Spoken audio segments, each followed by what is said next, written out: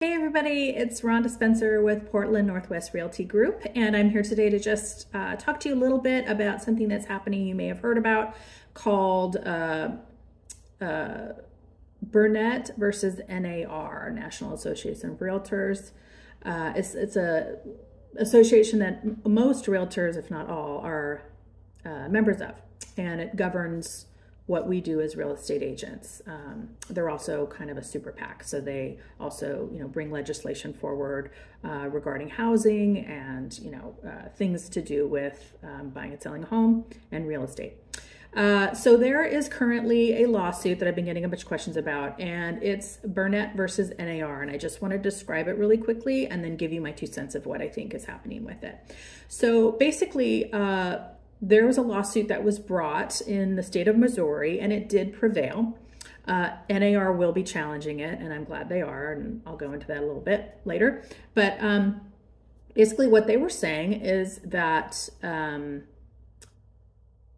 NAR and some of the bigger real estate agencies, Keller Williams was involved, they're saying that the way that sellers and buyers negotiate with their real estate agents through their MLS and through NAR's rules and laws, that it amounts to price fixing through their contracts that they sign with the sellers.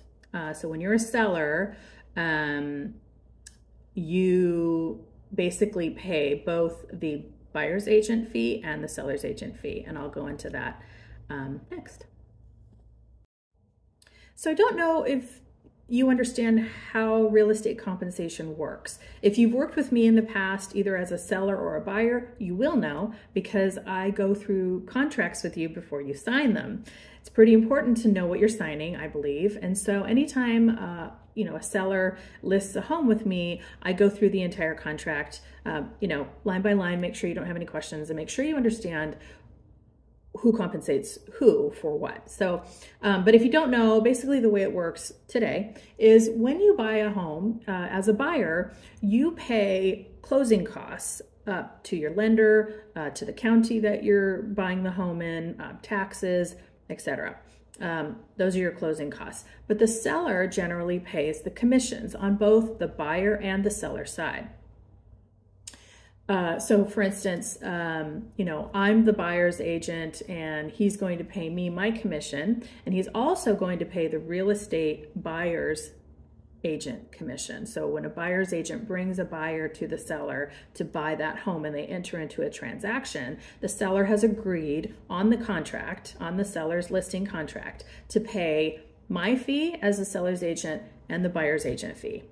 So, first of all, I just wanted to say that in the contract, it does say there's a little line for each amount that is going to be paid both the seller's agent and the buyer's agent. And I just want to make it clear, and I always make this clear when I go through it with my sellers, but both of those prices that you're going to pay both agents, those are negotiable.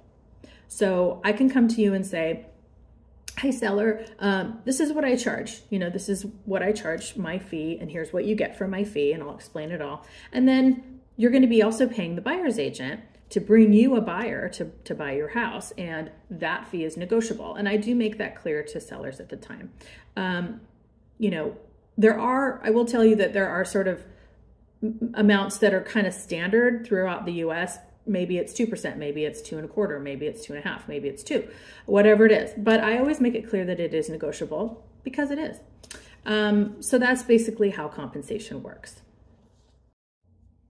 Okay, so now we know how compensation works today in a real estate transaction. So this current lawsuit is basically claiming that the way that agents are paid by the seller, meaning the seller pays both the buyer's and the seller's agent, that is price fixing, and that the seller basically should not have to pay both the seller and the buyer fee, and that it's basically antitrust violation. So that's basically what they're saying. They're basically saying that the defendants had violated the antitrust laws by conspiring to fix real estate commissions. I'm reading that right off my screen, and that's what it is. So I just want to address that. So this is funny to me.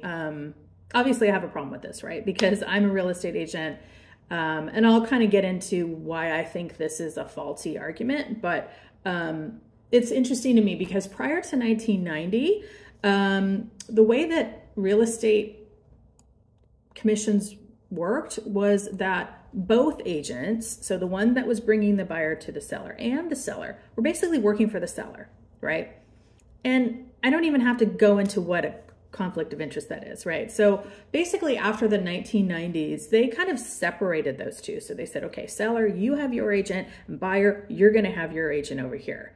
And I think the reason that they kind of had the seller pay both buyer and seller is because if you're a buyer and you're having to purchase a home, you're having to come up with a down payment, which is sometimes pretty hefty.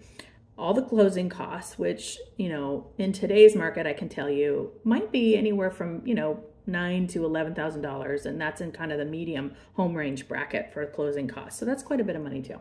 And then, you know, so as a seller, most likely you're sitting on quite a bit of equity, right? Most sellers who sell their homes, they used to sell every, you know, 5 years. Now they're selling around every 8 or 10 years.